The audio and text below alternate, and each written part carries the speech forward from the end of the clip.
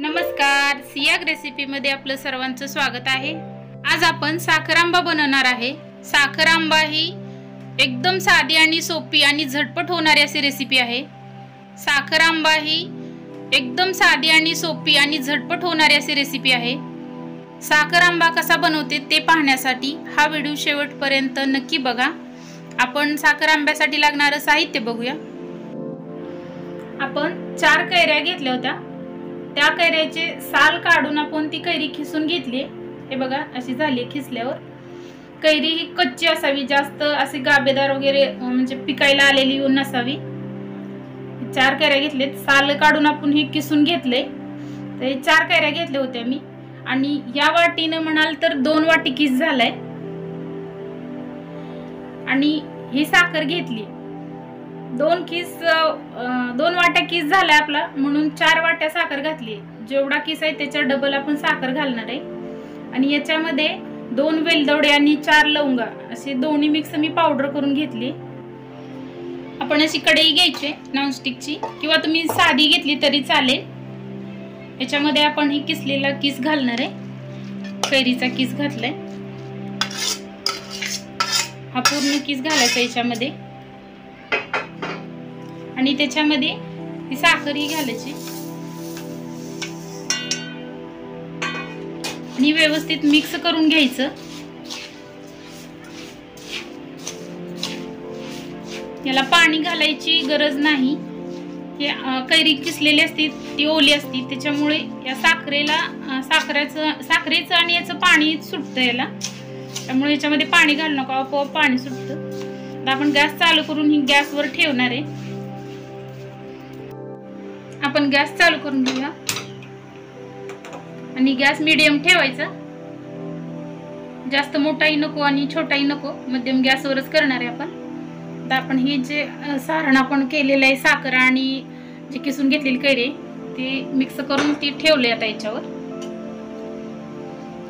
याला व्यवस्थित हलवून घ्यायचं आणि जोपर्यंत त्याला पाणी सुटत नाही तोपर्यंत त्याला हलवत राहायचं, नाहीतर कुठेतरी कडेवर एखाद्या वेळेस साखर करपेल आणि त्याची चव वेगळी होईल।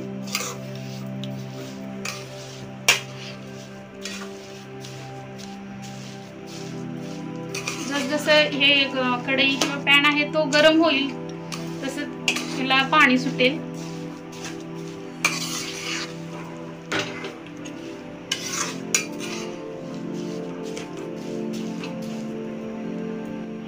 हे बघा या साखरेला पूर्ण पाणी सुटलेलं आहे। हे बघा तुम्हाला दाखवते, असं पूर्ण पातळ असं बनले। तर याच्यामध्ये जे आपण लवंग आणि वेलदोडीची पावडर केलेली ती पावडर घालणार आहे। हे बघा, आणि सगळीकडे मिक्स करून द्यायची।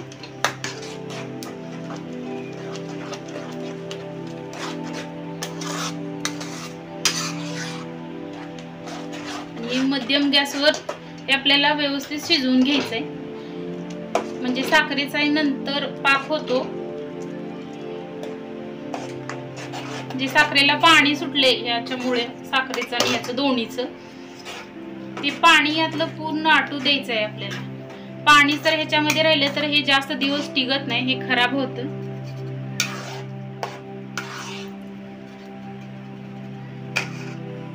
ते शिजत ठेवायचंय, मला दाखवते शिजत आलं। हे बघा जेव्हा मी दाखवलं ते ना मग त्याच्यापेक्षाही पातळ झाले। हे बघा, ही साखरेमुळे आपोआप पाणी सुटलेलं आहे। आपण याच्यामध्ये अजिबात पाणी वापरलेलं नाही आणि वापरूही नका। पाणी जर याच्यामध्ये वापरलं तर हे खराब होतं।